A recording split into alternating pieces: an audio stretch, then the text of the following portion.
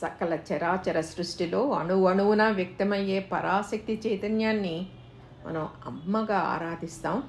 అమ్మల కన్నయ్యమ్మ, ముగ్గురమ్మల మూలపుటమ్మ, చాలా పెద్దమ్మ అంటూ పోతన ఉపాసించింది పరాశక్తి చైతన్యాన్ని.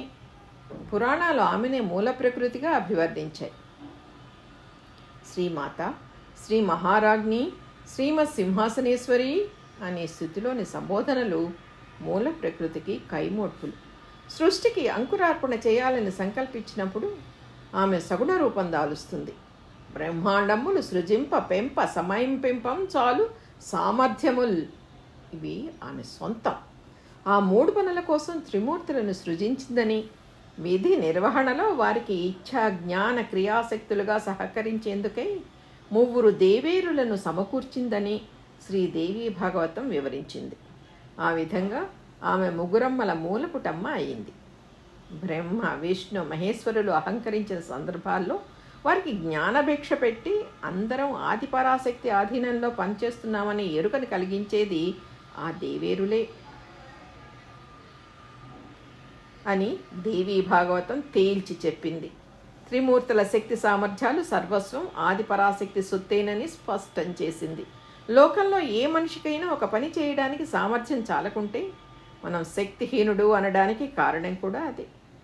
ఆదిపరాశక్తి అంశతో ఆవిర్భవించిన దేవేరులను చల్లని పుట్టిళ్ళు గల వారిగా చమత్కరించాడు కిరాతార్జునేయంలో గోపాలుని సింగయ్య. ఆ స్త్రీలు విష్ణుమూర్తికి వక్షస్థలాన, శివుడికి సమభాగాన, బ్రహ్మదేవుడికి నాలుకపైన వసించెదరు అన్నాడు. ఆ విధంగా సకల జగత్తుకు మూలపుటమ్మగా నిలిచిన అమ్మ పండుగే దసరా. దసరా నవరాత్రుల పేరిట 9 రోజులు వివిధ రూపాల్లో మనం ఆరాధిస్తున్నది ఆ ఆదిపరాశక్తిని. ఆమెను స్తుతించిన లలితా సహస్రంలోని ప్రాణద అనే నామానికి బతుకునిచ్చేది అని అర్థం. దానికి తెలంగాణలో అచ్చ తెలుగు నుడికారమే బతుకమ్మ. అమ్మ ఒకటే, పేర్లే వేరువేరు.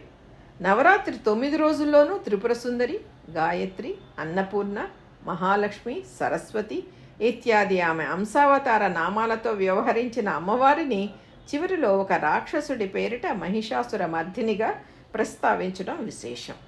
ఆ రాక్షస సంహార గాథను దేవీ భాగవతము విస్తారంగానే వర్ణించింది. ఇతరత్ర ఎందరినో వధించిన దుర్గను అలా ప్రత్యేకంగా పేర్కొనడం దేనికంటే, దేవితో యుద్ధం చేసే సమయంలో ఆ రాక్షసుడు సింహంగా, ఏనుగుగా, శరభంగా ఎన్నో రూపాలు ధరించాడు. వాటిని అధికార మదానికి ప్రతీకలుగా వర్ణించాయి పురాణాలు. చివరికి దున్నపోతు రూపంలో దూసుకొచ్చిన మహిషాసురుణ్ణి ఆమె త్రిశూలంతో పొడిచి చంపింది. మనం సరిగ్గా అర్థం చేసుకుంటే ఆ రోజు ఆమె చేతిలో రాక్షసుడు మరణించాడు. కానీ వాడి లక్షణాలు ఇప్పటికీ నిలిచే ఉన్నాయి. అహంకారం, అధికార గర్వం, మూర్ఘత్వం మహిషాసురుడి మాదిరే రకరకాల మాయారూపంలో నిత్యం విలయతాండవం చేస్తూనే ఉన్నాయి. కర్కశంగా ప్రవర్తిస్తూనే ఉన్నాయి. రూపం మారిందంతే. ఆశ్వయుజ దశమి నాడు అపరాజితను పూజించాలని ధర్మసింధువు నిర్దేశించింది. అపరాజిత అంటే ఓడింపరానిది అని అర్థం. వాస్తవానికి ఈ ఆధునిక యుగంలో ఈ అమానుష కృత్యాల నడుమ లోకానికి మహిషాసుర సంహారాన్ని నిర్వహించిన చండికతోనే అవసరం ఎక్కువ. దశమి నాటి సాయం సంధ్యలో నక్షత్రాలు ఉదయించే సమయాన్ని శాస్త్రరీత్యా విజయం అని పిలుస్తారు. ఆశ్వయుజ శుద్ధ దశమి విజయదశమి కావాలంటే నేటి మహిషాసురులు సైతం మట్టి కరవాలి. అప్పుడే దానికి ఆ పేరు సార్థకమవుతుంది. దీన్ని ఎడిటోరియల్ నుంచి గ్రహించాను. రాసి ప్రచురించిన వారికి శతాధిక నమస్కృతులు.